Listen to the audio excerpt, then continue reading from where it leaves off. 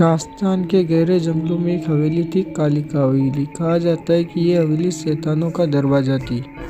यहाँ जो भी गया है वह या तो मर गया या फिर इंसान नहीं बचा। चार दोस्त आदित्य, शिवानी, कृष्णा और दीपा ने इसे अफवाह समझा और यहाँ आ गए। उन्हें नहीं पता था कि आज की रात उनकी सबसे खौफनाक रात और आखिरी रात होगी। चार दोस्तों के मुख्य द्वार के सामने खड़े थे। रात के 12 बजे जैसे ही आदित्य ने दरवाजा छुआ, एक तेज आवाज आई। दरवाजा अपने आप खुल गया। अंदर सिर्फ अंधेरा था। दीवारों पर खून से अजीब मंत्र लिखे थे। अचानक शिवानी को लगा कोई फुसफुसा रहा है, तुम मरने वाले हो।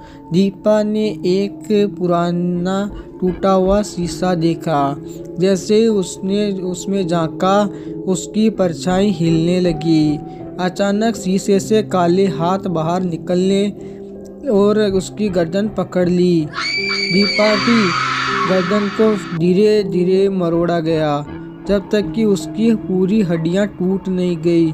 उसकी आंखें बाहर आकर लटक गई और खून की जोरदार फुहार छूट पड़ी। अब 3 दोस्त बचे थे, आदित्य, शिवानी और कृष्ण।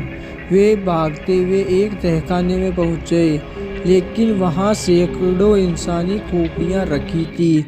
बीच में एक पुरानी डायरी थी जिस पर खून से लिखा था, ये हवेली 666 आत्माओं की बलि से बनी है, अब तुम्हारी बारी। अचानक दीवारों से खून टपकने लगा। अचानक कृष्ण के शरीर में हजारों कीड़े घुस गए। उसका पूरा शरीर अंदर से फटने लगा। उसकी आंखों से कीड़े बाहर निकल रहे थे और उसका मांस झड़ रहा था। कृष्ण की चीख हवेली में गूंज उठी और फिर एकदम सन्नाटा छा गया। ये सिर्फ आदित्य और शिवानी बचे थे। वे हवेली से बाहर भागे, लेकिन गांव में कोई नहीं था। सिर्फ कटे हुए सिर और लाशें बिखरी हुई थी। शिवानी कहा, आदित्य हमें यहाँ से भागना होगा, लेकिन आदित्य ने कोई जवाब नहीं दिया। शिवानी ने पीछे मुड़कर देखा। आदित्य की आंखें काली पड़ चुकी थी। उसका शरीर हवा में उठ गया। उसकी आवाज गहरी और शैतानी हो गई। अब तुम्हारी बारी है शिवानी। अचानक आदित्य का शरीर दरवाजे से टकराया और चकनाचूर हो गया। जब शिवानी अकेली बची। अब हवेली पूरी तरह से नरक में बदल चुकी थी। चारों तरफ हड्डियां, खून के तालाब और आत्माओं की चीखें थी। यह मंजर इतना भयानक था कि अगर कोई सुन ले तो वहीं पे मर जाए। ये हवेली कोई साधारण जगह नहीं थी, ये नरक का द्वार था। जो भी यहाँ आता उसकी आत्मा हमेशा के लिए यहीं फंस जाती। शिवानी किसी तरह गांव के मंदिर में पहुंची। वहाँ एक साधु बाबा बैठे थे। शिवानी रोते हुए बोली, बाबा मुझे बचा लो। बाबा ने आंखें खोली और बोले, अब कोई नहीं बच सकता बेटी। शिवानी कांप गई। उसने देखा बाबा के चेहरे पर मांस नहीं था, बस हड्डियां थी। अचानक मंदिर की दीवारें हिलने लगी। शिवानी मंदिर की दीवारें हिलने लगी और भगवान की मूर्ति फट गई। मूर्ति के अंदर से एक भयानक गला सड़ा कंकाल निकला। शिवानी उल्टे पैरों मंदिर से भागी, लेकिन जैसे ही वह गेट के पास पहुंची, सारा गांव गायब हो चुका था। बस कालिका हवेली बची थी, जो अब और भी विशाल और भयानक लग रही थी। शिवानी को एहसास हुआ कि उसने कभी हवेली को पीछे नहीं छोड़ा। हकीकत में यह हवेली एक श्रापित भूल भुलैया थी। जो एक बार इसमें दाखिल हुआ वह इसे कभी नहीं छोड़ सकता। शिवानी को एहसास हुआ कि वह अब भी हवेली के अंदर थी, लेकिन कुछ बदला सा था। अब दीवारें सांस ले रही थी। फर्श से हजारों हाथ बाहर निकल रहे थे। बचाओ, शिवानी की चीख पड़ी, लेकिन कोई नहीं था। बस काले साए थे जो धीरे धीरे उसकी तरफ बढ़ रहे थे। अचानक एक अजीब सी आवाज आई, शिवानी।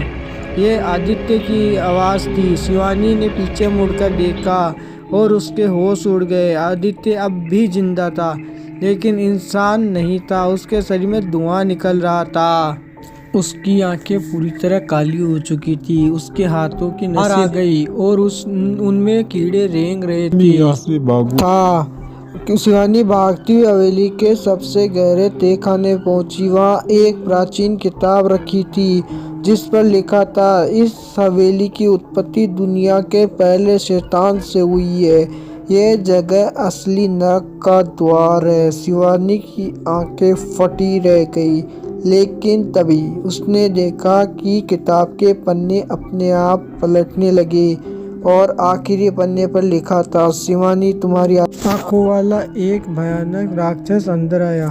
उसके हाथों में कटी हुई इंसानी खोपड़ियां थी। राक्षस ने कहा, अब तुम ही इस हवेली की नई रानी बनोगी।